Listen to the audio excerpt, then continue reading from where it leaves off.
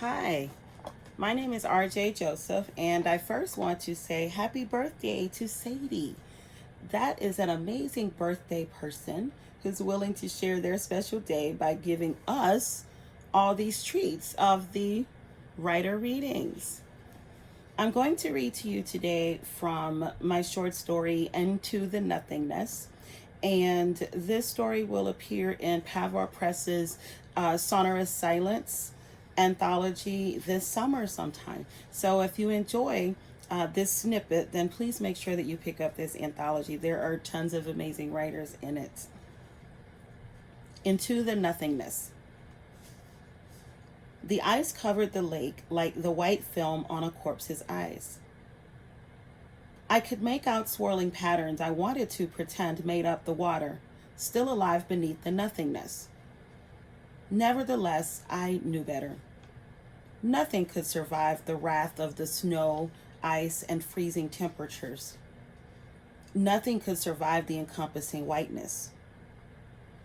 I had a friend who was a social worker who claimed to turn off her diagnosing superpowers when dealing with her friends on a personal level, but really didn't.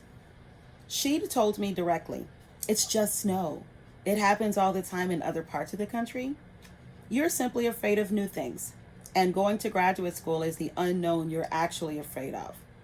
And even though you ought to be used to it by now, you're a little afraid of being one of the few black bodies on that campus."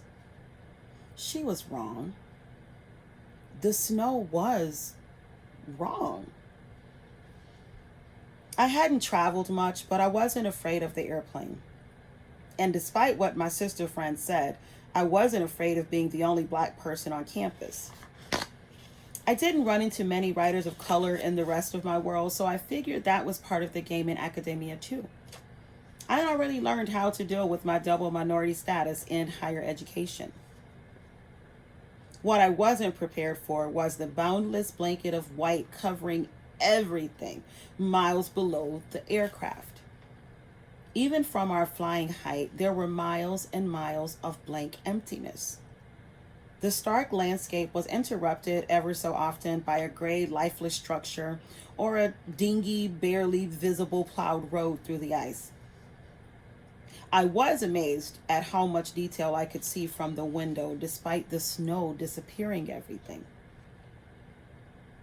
I was amazed that the major details to be seen were the snow and ice, the blankness. I grabbed my cell when the plane slid into the gate at O'Hare to pick up more passengers. I turned it on and sent a quick text. "The snow has taken the airport hostage. Looks like a beach of white." That was the only thing I could liken my alien view to, having at least seen what passes for a beach in Texas. The airport did have the infinity of the sand and sea, the white blanket of snow, all that existed between the airplanes on the tarmac and beyond. Making my final landing in an area that was similarly covered did nothing to improve my outlook. A slightly familiar, but mostly foreign anxiety bubbled up inside my throat. I walked outside to the shuttle bus, and the shock of the cold sank into my bones. It wasn't that the cold was uncomfortable. I welcomed it in opposition to the humid 70-degree weather that Houston called winter. However, the frigid ache gripped my teeth and sent my wide, welcoming southern smile into hiding. I wanted to hide too, but knew I couldn't. My dark brown skin stood out against the backdrop of white snow, white people, and white. I looked up for the night in a hotel room that was stifling hot. Apparently, winter there meant that everyone between Pittsburgh and the college campus was freezing and needed to blast the heat. I never used the heat at home. It just didn't get that cold.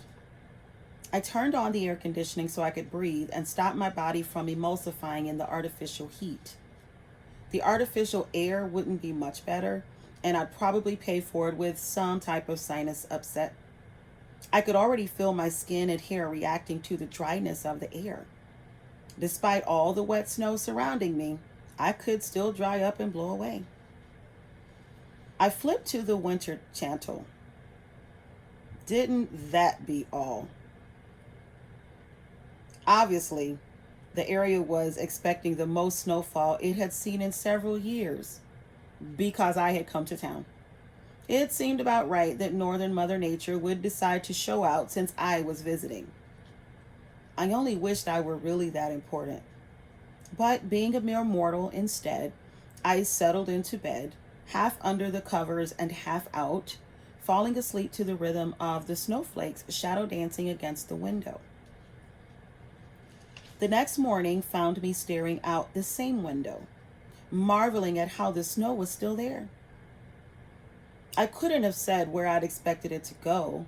It just seemed so permanent. Elementary school science nipped at the back of my brain. As long as the temperature stayed below 32 degrees, the ice would not melt. Too bad I couldn't remember the other stuff about meteorology. There was no way I would even attempt to drive in the alien terrain.